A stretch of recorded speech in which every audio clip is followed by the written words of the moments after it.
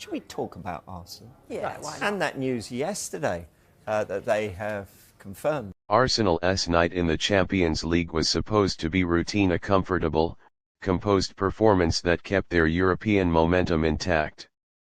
Instead, it turned into another chapter of sheer controversy as VAR once again took center stage, denying what looked like a stonewall penalty in the second half of their clash against Club Brugge. The frustration from supporters was instant, explosive, and justified, as the Gunners were left asking the same question they've asked far too often this season: what exactly does it take for Arsenal to get a penalty? The moment that ignited the fury came in the 63rd minute. Bukayo Saka, who had been tormenting Brugge's left side all night, drove into the box with characteristic sharpness.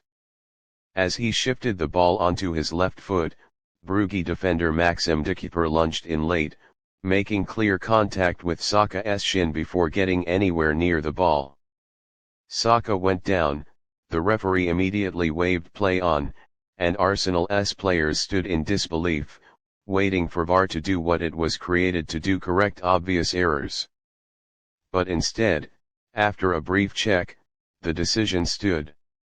No on-field review, no hesitation, no justice. The reaction inside the Emirates and across social media was instant chaos.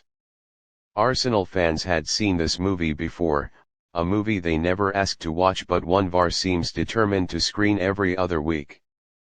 The replays circulating online only added fuel to the fire, with angle after angle showing contact that looked impossible to ignore. Even neutrals were stunned, while former referees on punditry duty admitted the call was difficult to defend. For Mikel Arteta, it was a familiar mix of anger and bewilderment. The Arsenal boss has spent much of the season trying to remain composed in the face of repeated officiating mistakes, but this latest controversy pushed emotions close to boiling point.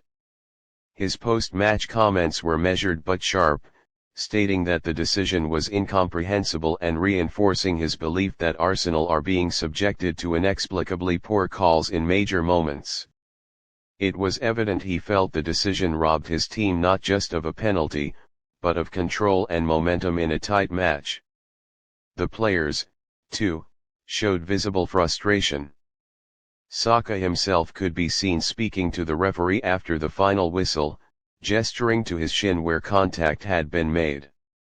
Captain Martin Odegaard was more restrained, but his disappointment was clear as he expressed the team's confusion over the decision. He highlighted that VAR exists for one purpose: to intervene when the on-field referee gets something obviously wrong, and that this was precisely the kind of incident it should address.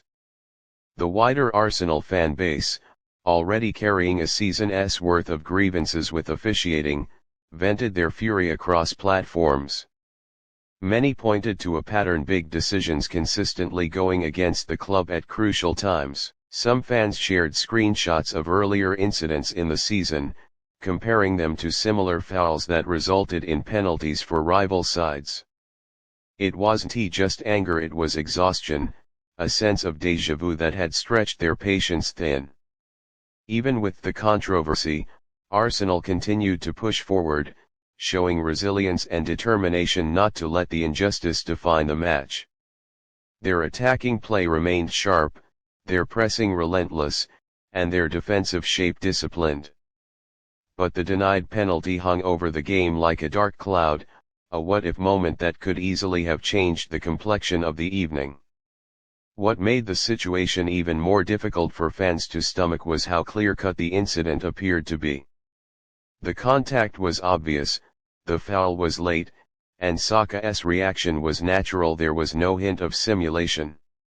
Many supporters argued that if this exact scenario had occurred at the other end, the outcome might have been very different.